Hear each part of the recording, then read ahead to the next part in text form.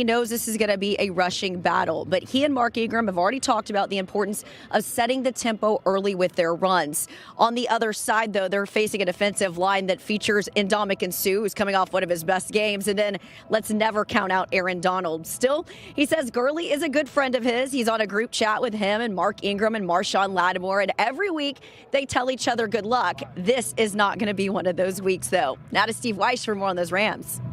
Well, Jay, speaking of that matchup, we know the strength of the Rams defense is on their defensive interior, but when these teams met in Week 9, 22 of the Saints' 29 scheduled runs were between the tackles. Also keep in mind the Saints did not allow a sack.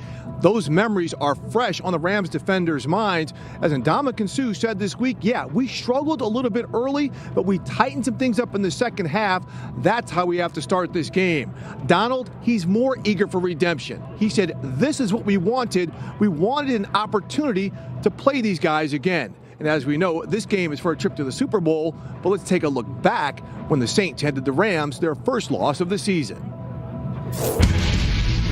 The NFL's final undefeated take on the Saints, a battle for NFC supremacy. This day is our day.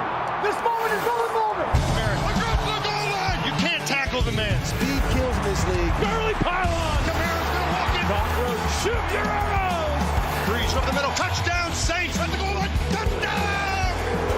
Alvin Kamara's gonna walk in his third run of the day. The Saints with a 21-point lead. Malcolm Brown, touchdown. Cooper Kupp the touchdown. And the 2-point will tie it. Goff throws. Everett diving to the line. And we're tied. Game on. Breeze throws. Mike Thomas in stride. 72 yards. And the Saints strike a hole in the hearts of the Rams. Certainly one of the better NFL games of the season as we're rejoined by our guest analysts today, Adrian Peterson, Brandon Marshall, and Jalen Smith. All right, so what did the Rams learn from that Week 9 loss that they can utilize today, AP?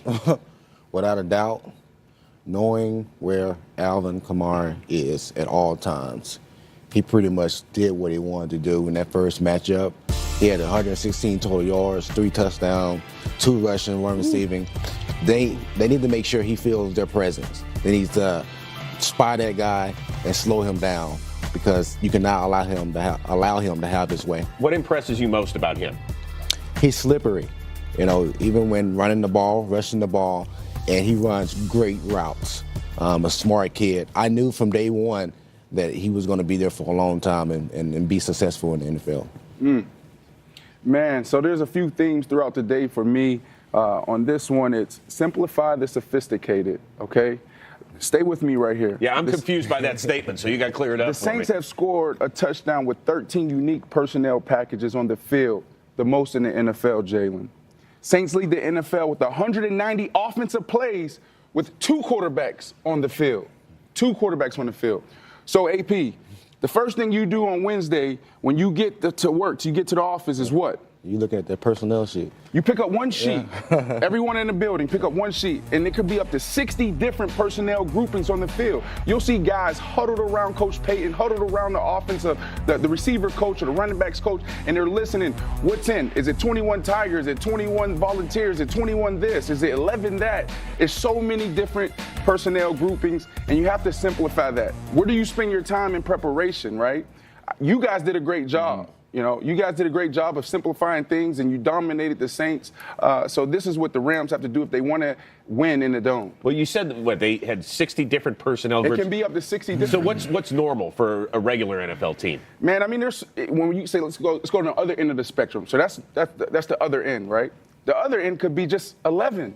It could be 15. That's the difference. So that's the margin that we're talking about. So as a Rams defense, you got a lot to prepare for. You have a lot to prepare for. Got it. A lot to prepare for. Jalen, what about you? 60 different personnels potentially, right? But they're going to one person. Michael Thomas, first game, 12 receptions, 211 yards, and a tub, a.k.a. touchdown.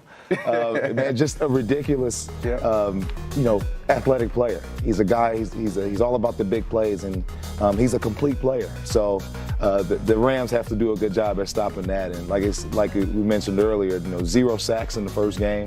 So they'll be looking to get after it. So you guys kind of created a blueprint, right? You created a blueprint. We came down there. We played you guys. What was the game plan? What did you guys do? Man, get aligned. get aligned. You know, it's all about alignment, assignment, key, technique. You know, whenever you're in a situation where you're playing against a team that does a lot of looks, you have to get aligned and get your feet in the dirt so you can think and play. So that's really what our mentality was to out-physical you guys. And we were able to get the nod that night. You, of course, held them to a season-low 10 points this year. You can smile about that. It's okay. Pat yourself on the back Hot a little boys. Shout out to the hot boys. All right, let's send it cross-country right now as we check in with our insider. Ian Rappaport has got a little coaching news. Well, Chris, the Miami Dolphins and the Cincinnati Bengals are going to find out later today whether they have to wait 1 day or 2 weeks to name their next head coach. Let's start with the Cincinnati Bengals, who are expected to tap Zach Taylor, the Los Angeles Rams quarterbacks coach, as their next head coach. This has been something that has been coming for the last couple weeks, even though it's not entirely clear if the Bengals have actually told Taylor he is the guy, but no doubt this is a guy who commands respect inside the Rams building, and they are extremely excited about this opportunity for him. As far as the coaches he could bring, Jack Del Rio is a possibility, a defensive coordinator, then Brian Callahan, a possibility OC. Meanwhile, the Miami Dolphins are expected to name Brian Flores, the Patriots' defensive play caller, as their next head coach as soon as the Patriots are done, Chris. And whatever happens, if the Patriots do win, the Dolphins are going to get a see what we saw in that game earlier this year when Michael Thomas caught 12 for 211 because Peters was following him all around the field. You got your man to lead back. You're going to play Michael Thomas one-on-one to lead when he lines up on Talib's side, but when he lines up on Peters' side, if you can convince Peters to be okay with it, I think you roll and give him a little help over the top and allow him to be as physical as he wants because he has safety help. Well, look, I've talked about it.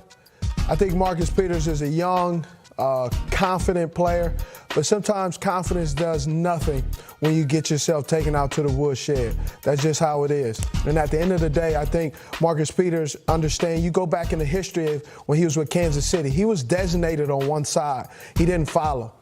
The Rams found out.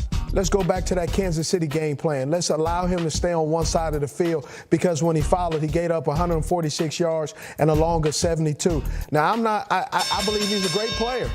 But, man, in a playoff game, if you couldn't do it in the regular season, it ain't no damn way you're going to do it in the playoffs. So let's just be honest, straight up. You feel me?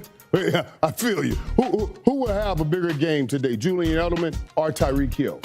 Well, this is a hard question because I don't believe that Tyreek Hill will have the big game that you expect on yardage, but he will distract and he will attract a lot of attention. That will open up a lot of things for other players. So he will, he'll kind of have like that Jadeveon Clowney effect where he doesn't show up on the statistics, but he affects everything around him and allows other people to eat. So that's why I kind of go with Hill as far as the impact, but bigger players, they're gonna force feed Julian Edelman because they need to. Yeah, last time they played, they took away Travis Kelce. I believe they will focus on Tyreek Hill, but focus on his big plays. He's averaged 137 yards and 2 touchdowns in the last 2 meetings against the Patriots. But even when you focus on his big plays, Tyreek Hill has that ability, man, to catch something small and make it large. Catch something short and take it long. That's what separates this cheetah from everybody else. This big guy is not afraid to catch the ball in the middle of the field. He's not afraid to get those smoke routes and take him the distance, Steve. And I agree with you. He's performing well in the playoffs, kind of like somebody here in Mount Laurel performing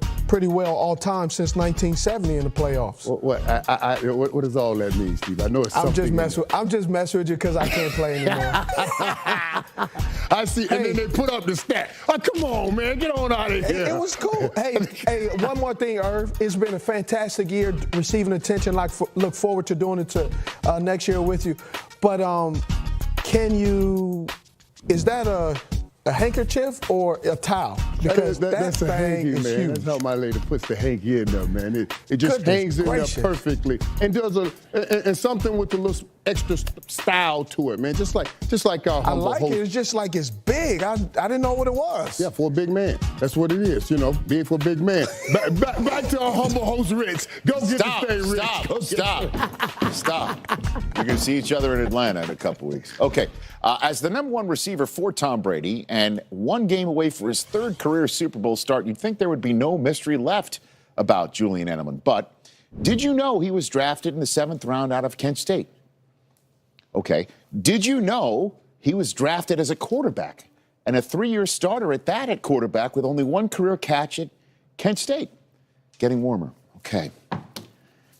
Did you know he once dated Jerry Rice's daughter? Aha! Yeah!